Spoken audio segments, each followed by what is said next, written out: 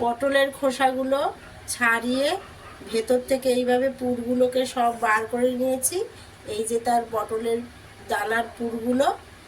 এইবার এই পুরগুলো সমস্ত আলু দিয়ে, তারপরে চিংড়ি মাছ দিয়ে, চিংড়ি মাছটাকে ভেজে রেখেছি, চিংড়ি মাছ দিয়ে সমস্ত মশলা দিয়ে এটাকে একটা সিঙ্গাড়ার যেমন পুর হয় ওরকম পুর করে নেব। তো এবার নুন হলুদ দেওয়া পটলগুলোকে আমি ভেজে নেব। নুন হলুদ সামান্য মেখে রেখেছিলাম, ওই পটলগুলোকে আমি এবার ভেজে নেব।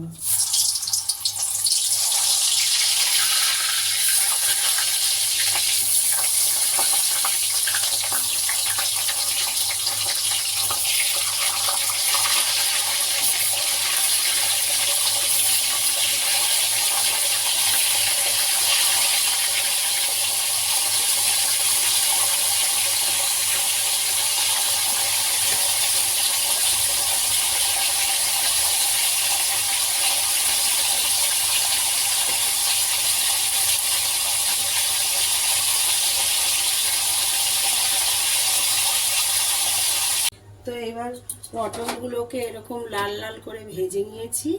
পটল ভাজা হয়ে গেছে।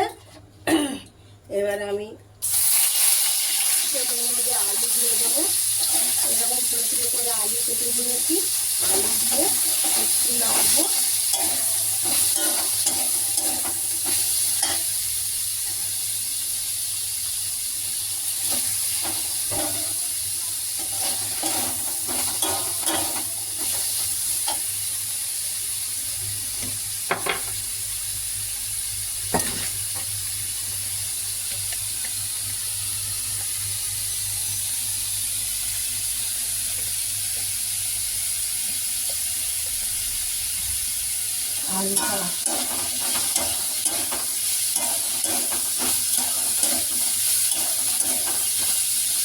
দেখুন পটলগুলো কিন্তু খোসা না ছাড়ালে বেশি ভালো হয়, কিন্তু আমার বাড়ি থেকে খোসা খেতে চায় না প্রথমে, তাই পটলগুলোকে ছাড়িয়ে নিয়ে নিয়েছি। এবার আলুটাকে একটু ভাজা ভাজা করে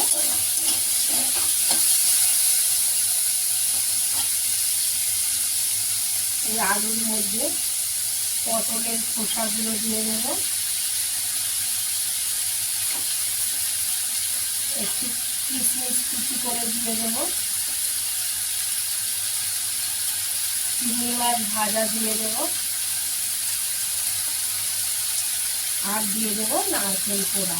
নারকেলকে কুড়িয়ে রেখেছিলাম, সেই নারকেল কোড়া দিয়ে দেবো। দিয়ে এটাকে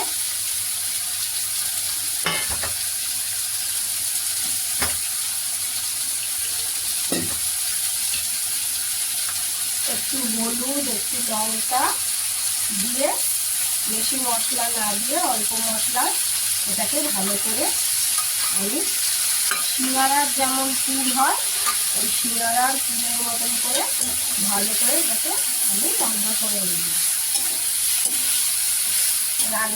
এই রান্নাটা হয়ে গেলে আপনাদের আমি পটলের দরমা আর যেটা যেটা করতে হবে সেটা দেখাবো।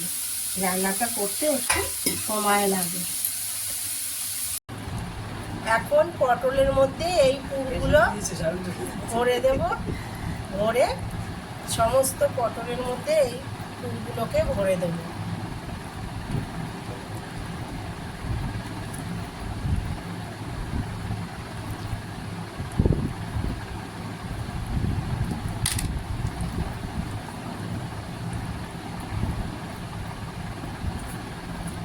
একটু দেখে দেখে ভরতে হবে যাতে চিংড়ি মাছ ভেতরে ভরা হয়।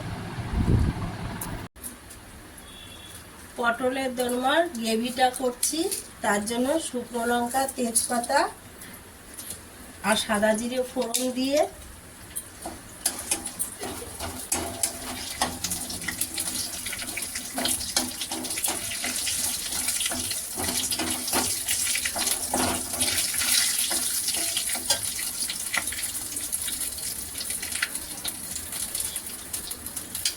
এবার আদা বাটা, জিরে বাটা আর একটু লঙ্কার গুঁড়ো দিয়ে মশলাটা কষিয়ে নেব।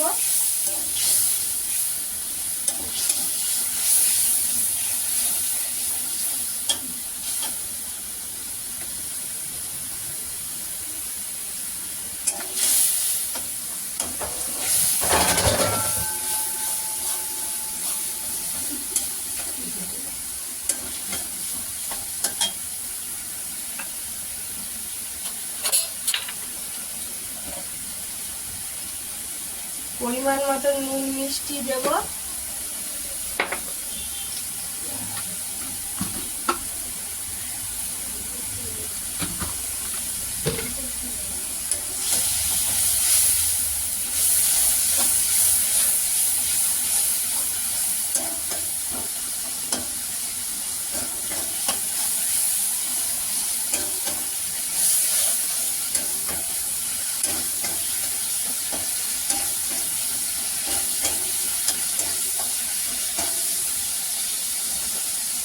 মশলা দিয়ে তেল ছেড়ে গেছে, এবার পটলগুলোকে একটা একটা করে দিয়ে দেবো।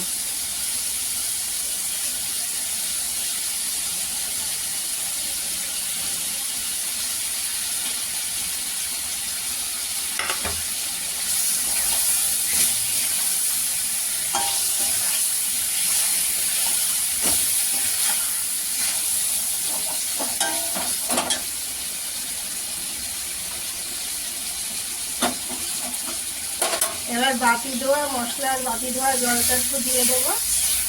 পটলগুলো এবার ফুটে গেলে নামিয়ে ফেলবো।